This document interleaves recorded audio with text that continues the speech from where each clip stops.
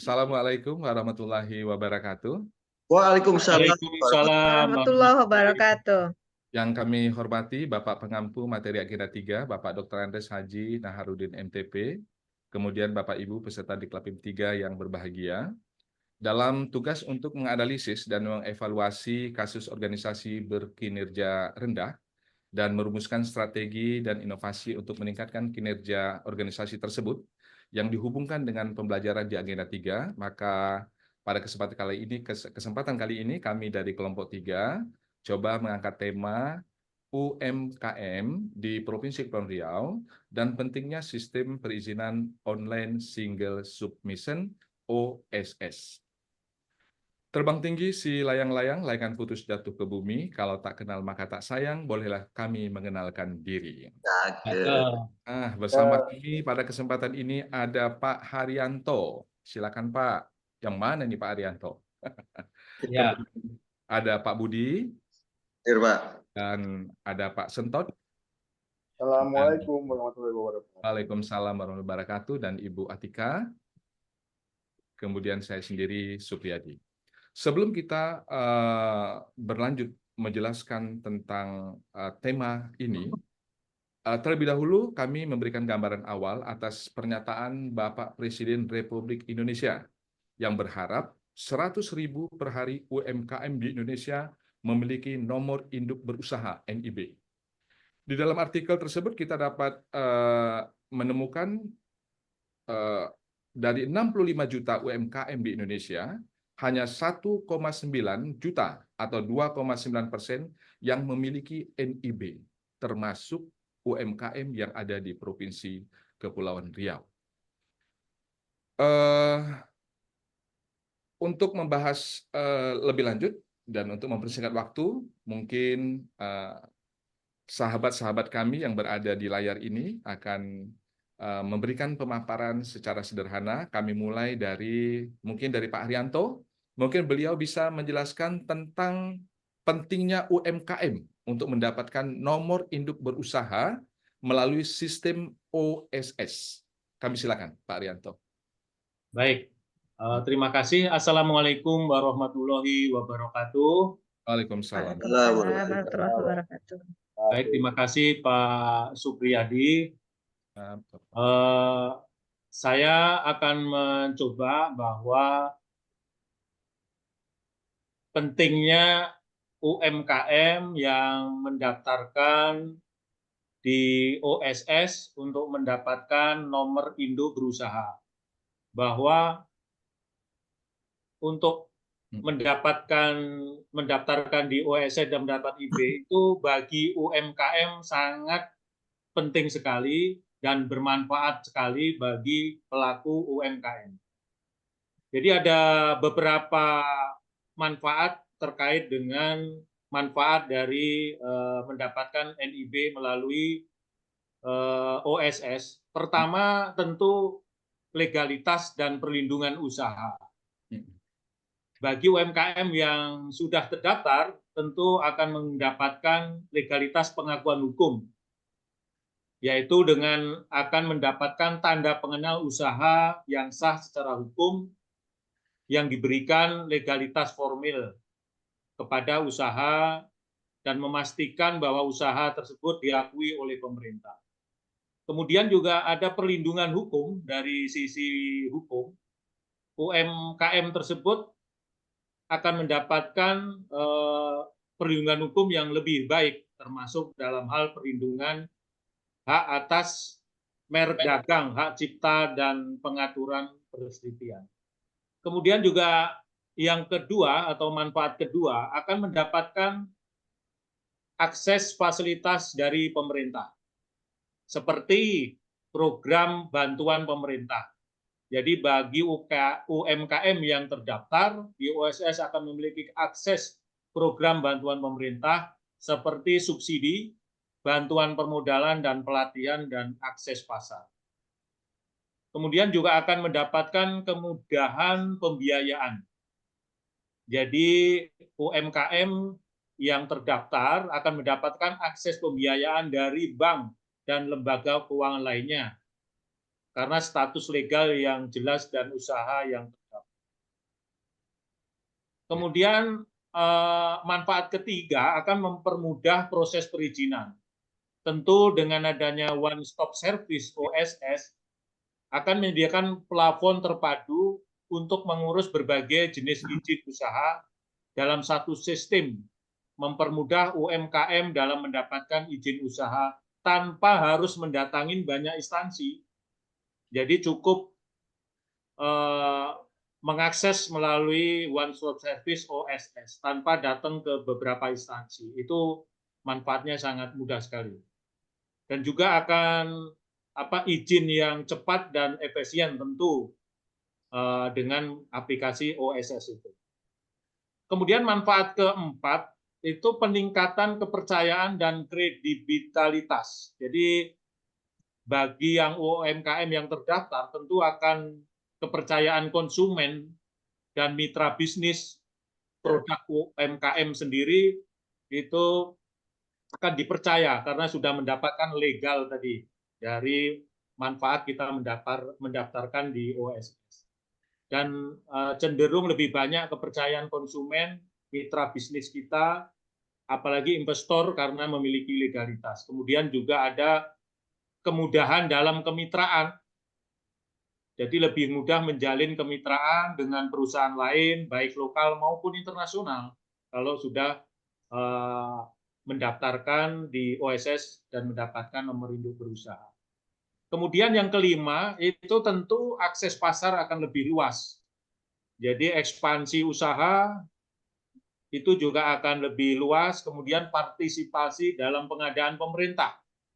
Jadi UMKM yang terdaftar OSS bisa ikut serta dalam pengadaan barang dan jasa yang diselenggarakan melalui pemerintah seperti e-katalog atau melalui LPSE yang pemerintah. Jadi sangat banyak sekali manfaatnya. Kemudian manfaat lain yang keenam akan meningkatkan profesionalisme dan pengelolaan usaha. Dengan adanya standarisasi operasional tentu secara tidak langsung didorong untuk mengikuti standar operasional manajemen yang lebih baik sehingga akan meningkatkan efisiensi produktivitas bagi usaha atau UMKM tersebut. Dan juga tentu pengembangan kapasitas yang lebih mudah untuk mendapatkan akses program pelatihan pengembangan kapasitas yang disediakan oleh pemerintah dengan lembaga terkait bagi UMKM yang sekali lagi yang terdaftar di OSS dan mendapatkan nomor induk berusaha. Kemudian yang manfaat selanjutnya yang ketujuh atau yang terakhir ini akan mendukung pertumbuhan ekonomi tentu pembangunan daerah. Jadi dalam hal pendataan, pengawasan, UMKM yang terdaftar dapat melakukan pendataan yang lebih baik, akurat, dan efektif dalam menyusun kebijakan program pengembangan ekonomi, terutama di sektor UMKM. Kemudian juga kontribusi terhadap pembangunan, tentu ini dengan terdaftarnya UMKM, lebih jelas kontribusinya terhadap pendapatan negara melalui pajak retribusi yang pada gilirannya tentu dapat digunakan untuk pembangunan dan peningkatan infrastruktur di daerah. Jadi saya kira itu Pak Supriyadi manfaat dari bagi UMKM yang mendaftarkan di OSS dan kemudian akan mendapatkan nomor induk berusaha. Dan saya kira ini mungkin banyak belum tahu pelaku-pelaku UMKM terkait manfaat ini. Jadi saya kira itu menurut saya Pak Supri terkait manfaat dari UMKM terdaftar di OSS untuk mendapatkan nomor induk berusaha. Demikian Pak Supri, terima kasih. Ya, ada 7 manfaat bagi UMKM apabila memiliki nomor induk berusaha, begitu Pak Rianto ya? Ya, betul sekali itu. Bapak Ibu, kita sudah mendengarkan penjelasan betapa manfaat yang dapat diperoleh oleh UMKM apabila mereka memiliki nomor induk berusaha. Tetapi dalam realitasnya banyak sekali UMKM yang ada di Provinsi Kepulauan Riau ini, khususnya di Provinsi Kepulauan Riau ini, yang belum mendapatkan nomor induk berusaha tersebut. yang belum terdaftar di dalam sistem OSS. Nah, Bapak Ibu, kelompok 3 pada saat ini akan diwakili oleh Pak Budi. Kami silakan untuk memberikan sedikit penjelasan tentang tantangan dalam implementasi OSS untuk UMKM di Provinsi Kepulauan Riau. Silakan, Pak. Baik, terima kasih Pak Supriyadi selaku moderator. Assalamualaikum Bapak Ibu. Waalaikumsalam. Jadi dengan melihat apa yang telah disampaikan oleh Bapak Haryanto tadi, ternyata memang banyak sekali manfaat untuk pelaku UMKM ketika memiliki atau mempunyai NIP. Seperti itu Pak Supriyadi ya. Ya, Pak. Nah, pemerintah, baik daerah maupun pusat, boleh-boleh saja Pak, atau sah-sah saja membuat target bahwa seluruh pelaku UMKM itu harus memiliki NIP. Namun demikian, pemerintah harus sadar bahwa pelaku UMKM ini itu kan rata-rata menengah ke bawah. Benar Pak Supriyadi ya? Dan tersebar di seluruh pelosok Indonesia, baik di kota maupun di daerah-daerah pesisir, pegunungan seperti itu. Tak terkecuali dengan di Provinsi Kepulauan Riau, Pak Supriyadi. Nah, saya melihat dengan letak geografis yang seperti ini, maka mengidentifikasi ada dua permasalahan mendasar yang memang pemerintah harus tahu dan harus berupaya untuk mencari solusi atas permasalahan ini. Baik. Yang pertama, pemahaman terhadap sistem digital. Seperti apa yang disampaikan oleh Pak Riyadi tadi bahwa, Pak Riyato maksud saya, untuk pengurusan izin NIP ini sudah satu pintu menggunakan OSS. Lah, sekarang pertanyaannya, apakah ya semua pelaku UMKM ini sudah mengerti bagaimana cara mengurus izin itu melalui OSS? Ini pemerintah harus memahami betul masalah ini. Tidak boleh melepaskan, harus tetap mendampingi dan mendukung. Kenapa seperti itu? Karena kita tahu bahwa pelaku UMKM itu semuanya tidak mempunyai pendidikan yang tinggi. Saya yakin pasti rata-rata tidak terlalu tinggi. Kenapa? Karena memang UMKM ini adalah usaha mikro, kecil dan menengah. Jadi faktor pendidikan, Pak. Yang kedua, pemahaman ini juga dipengaruhi oleh pengalaman pelaku UMKM. Apabila pelaku UMKM sebelumnya sudah pernah mengurus NIB sebelumnya dan sekarang berganti ke usaha yang baru, maka dia tidak ada masalah. Tetapi yang bermasalah adalah ketika pelaku UKM itu baru memulai usahanya, tiba-tiba dihadapkan pada, oh ya, program pemerintah harus punya NIB. Nah, ini gimana caranya mengurus dengan OSS dan sebagainya. Ini peran pemerintah nggak boleh meninggalkan nih. Tetap mendukung serta memfasilitasi. Mungkin dalam pembahasan next-nya bagaimana cara mengatasinya, Pak. Ini nanti mungkin kita bisa bahas. Permasalahan mendasar yang kedua adalah keterbatasan akses internet dalam mendukung digitalisasi ini. Ya. Kita ketahui bahwa Provinsi Kepulauan Riau ini 94% kalau nggak salah Pak Supriyadi ya, itu adalah wilayah timan atau laut Pak. Tentu antar daratan ini terpisah-pisah sehingga memungkinkan akses internet ini juga mungkin, tanda kutip, mungkin Pak ya, tidak selancar di daerah perkotaan. Nah, pemerintah di sini harus memikirkan hal ini, tidak boleh bahwa saya selaku pelaku UMKM dituntut untuk mengurus izin, tapi fasilitas internetnya jelek atau bahkan tidak ada. Maka bagaimana upaya pemerintah menggandeng stakeholder di bidang internet ini supaya bisa memfasilitasinya. Nah, ketika dua masalah ini bisa diatasi dengan didampingi dan didukung oleh pemerintah, saya yakin masyarakat atau pelaku UMKM juga akan bersemangat dalam mengurus izin berusaha tadi. Demikian Pak Supri mungkin yang bisa saya sampaikan. Terima kasih Pak. Iya, terima kasih Pak Budi. Tadi Pak Budi sudah menjelaskan dua hal utama yang menjadi tantangan dalam implementasi OSS untuk UMKM di Provinsi Kepulauan Riau. Begitu Pak Budi ya? Ya, betul Pak.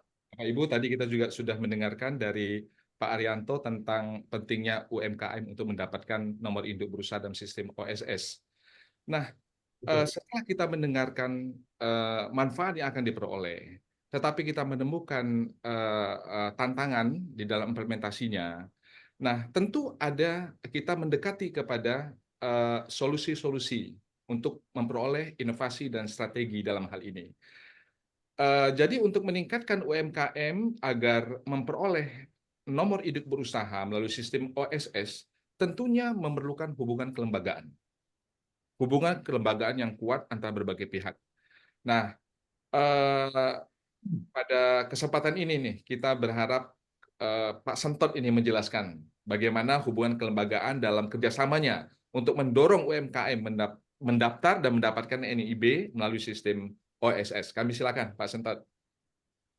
Baik, terima kasih Pak Supriyadi atas kesempatan yang diberikan. Di sini kami mencoba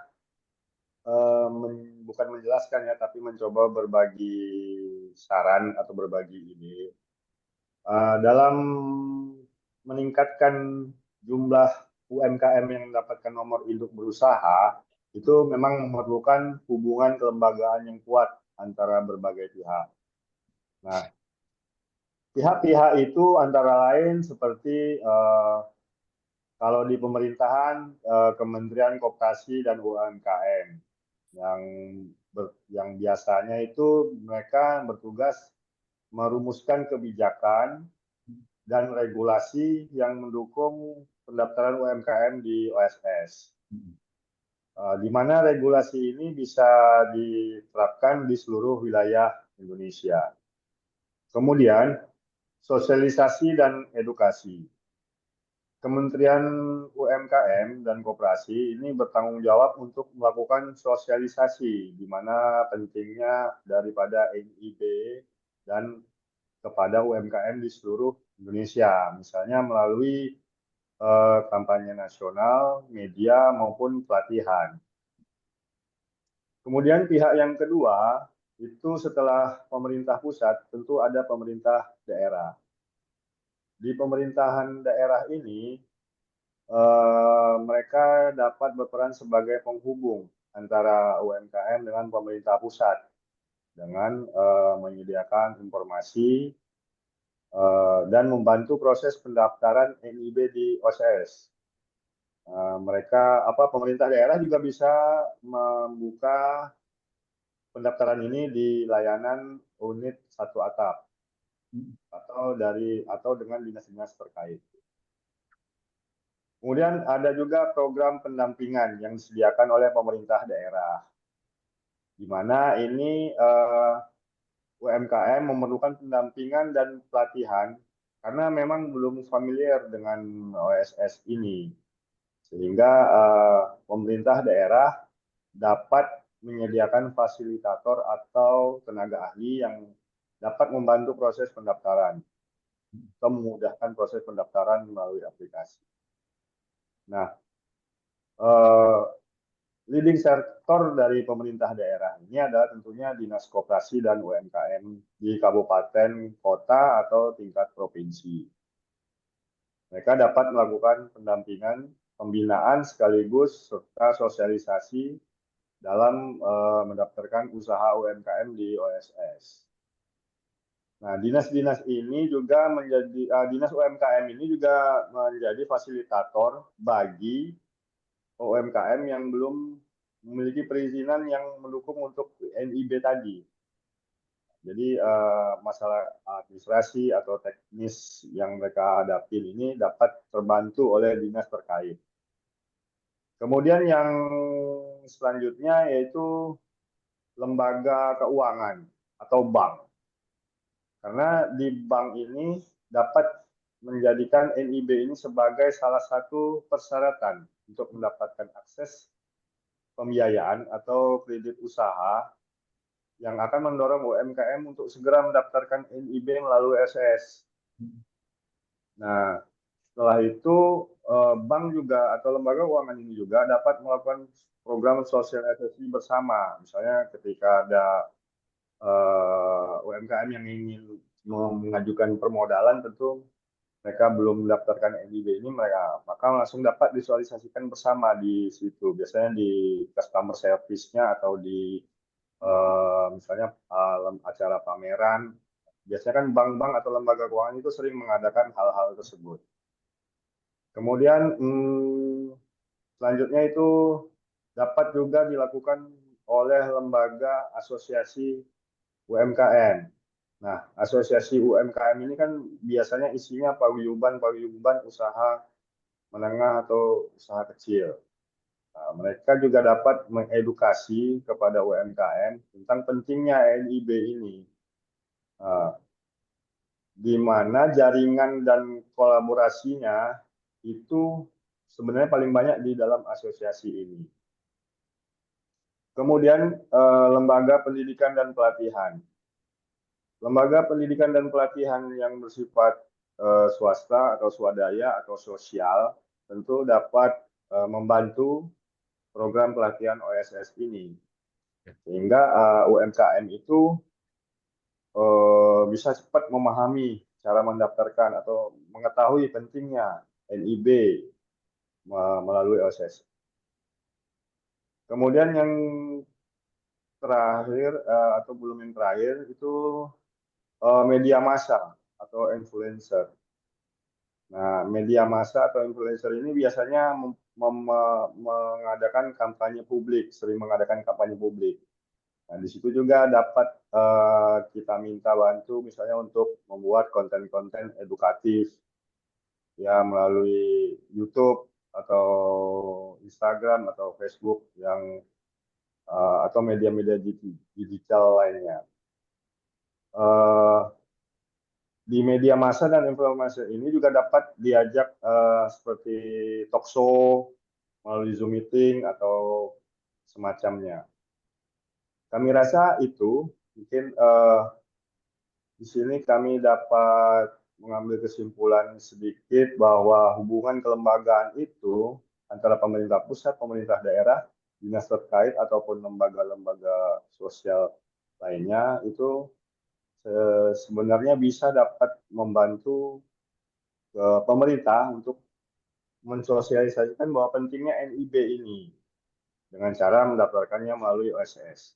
Kami rasa demikian, Pak Supriyadi. Sehingga dengan berbagai program dan kerjasama tadi dapat mendorong UMKM untuk mendapatkan nomor induk berusaha. Dengan program-program yang lain kita bisa dapat dorong juga kepada UMKM. Oke, terima kasih Pak Senton. Bapak Pengampu Materi Agenda 3, Bapak Dr. Andes Haji Naharudin MTP yang kami hormati beserta teman-teman, setelah kita mendengarkan beberapa pemaparan tadi, kami dari kelompok 3 dapat semacam solusi, pemikiran-pemikiran yang kami tuangkan di dalam inovasi dan strategi untuk meningkatkan UMKM guna mendapatkan nomor induk berusaha melalui sistem OSS. Mungkin ini kami mintakan kepada Ibu Atika untuk menyimpulkan inovasi dan strategi tadi. Kami silakan, Ibu. Baik, Bapak Supriyadi, terima kasih. Assalamualaikum warahmatullahi wabarakatuh, teman-teman semuanya. Kepada Pak Nahar, terima kasih. Assalamualaikum warahmatullahi wabarakatuh. Alhamdulillah, saya sangat senang sekali bisa bergabung dalam forum yang berbahagia ini. Benar sekali apa yang telah disampaikan oleh narasumber kita tadi, yaitu ada Pak Haryanto, Pak Budi, Pak Sentot, ya, sangat benar sekali bahwa banyak sekali manfaat-manfaat jika pelaku usaha UMKM ini terdaftar di OSS untuk mendapatkan nomor induk berusaha, yaitu tingkat legalitasnya, ya. Jadi sehingga jika mereka memiliki NIB, mereka legal usahanya. Dan kita ketahui bersama bahwa NIB ini berlaku untuk seumur hidup. Jadi riweuhnya itu kesulitan-kesulitan itu hanya sekali saja untuk melengkapi berkas-berkasnya. Seperti kita ketahui bersama, banyak persyaratan yang dilampirkan dalam pengurusan ini. Oleh karena itu, inovasi-inovasi yang kami lakukan adalah pertama, kita telah membuat grup WA bagi seluruh peserta UMKM. Dan kita sudah melakukan pemetaan lokus-lokus di mana saja yang berdampak pada tidak terbitnya NIB atau tidak terdaftarnya UMKM kita ke dalam aplikasi OSS ini. Kemudian kami membentuk tim reaksi cepat. Itu dengan adanya tim ini, tim akan turun ke lapangan, istilahnya jemput bola ya, kepada UMKM kita yang berpotensi masalah. Sehingga kita tahu seperti apa yang harus kita lakukan untuk melakukan pendampingan kepada pelaku usaha UMKM kita. Karena seperti yang disampaikan oleh Pak Budi tadi, tidak semua pelaku UMKM kita ini paham digitalisasi, paham prosedur, paham persyaratan-persyaratan ya yang diberlakukan karena mengingat ada yang keterbatasan pendidikan mereka. Kemudian kami juga melakukan pelatihan-pelatihan singkat atau ringan ya gitu, arti kata tidak begitu lama pelatihannya, mungkin sehari 2 hari aja, dengan mudah dan dan mereka juga gampang untuk mendapatkan pelatihan itu untuk pengembangan usahanya, Pak. Seperti bagaimana cara pemakingan yang bagus, merubah kemasan yang biasa saja menjadi kemasan yang luar biasa, sehingga bisa menambah daya ungkit harga penjualan. Seperti contoh ya Pak ya, yang banyak kita ketahui di masyarakat kita ini, seperti di Kota Malang tuh Pak, banyak keripik-keripik, keripik nangka, keripik apel, keripik macam-macam keripik dari buah-buahan segar, mungkin kita bisa adopt seperti itu. Jadi nggak hanya fokus pada keripik pisang, keripik ubi, atau keripik lainnya, tapi kita bisa buat contoh-contoh keripik yang lainnya.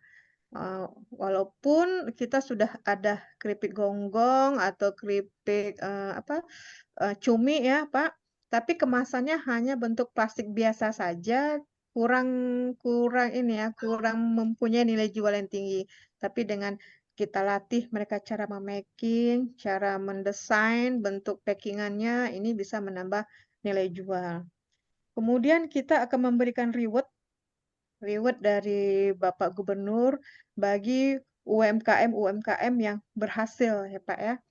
Dan kita berharap dengan keberhasilan mereka itu bisa memberikan ketok tular kepada UMKM di sekitarnya.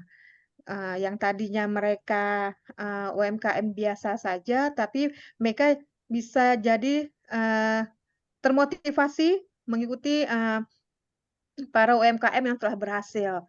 Dan kita bisa meningkatkan agar para UMKM ini terdaftar di OSS ya untuk mendapatkan NIB-nya, dan jika memang nanti akhirnya UMKM ini kita bisa go internasional, kita sudah tidak lagi fokus pada pengurusan izinnya, tapi kita fokus bagaimana pengemasan agar produk kita bisa go internasional.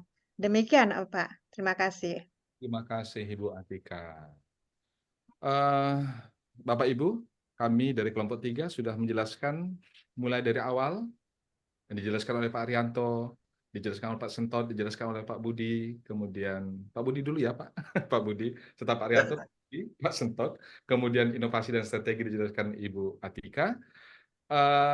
Kami pikir kita sudah dapat memenuhi tugas kita dalam kelompok 3 ini untuk menganalisis dan mengevaluasi satu kasus kinerja dalam rangka merumuskannya menjadi sebuah strategi dan inovasi untuk meningkatkan kinerja organisasi tersebut. Bapak pemangku materi agenda 3 yang kami hormati serta Bapak Ibu, Dengan demikian, mudah-mudahan segala pemikiran kita pada kesempatan ini dapat memenuhi harapan Presiden, agar semua UMKM Siap. di Indonesia memiliki nomor induk berusaha tidak terkecuali di Provinsi Kepulauan Riau sebagaimana harapan Bapak Gubernur Kepulauan Riau. Kalau dari awal tadi kami buka dengan pantun, maka terakhir juga kami harus tutup dengan pantun. Kesepian tanpa kekasih, cukup sekian dan terima kasih. Wassalamualaikum warahmatullahi wabarakatuh. Waalaikumsalam. Waalaikumsalam warahmatullahi wabarakatuh.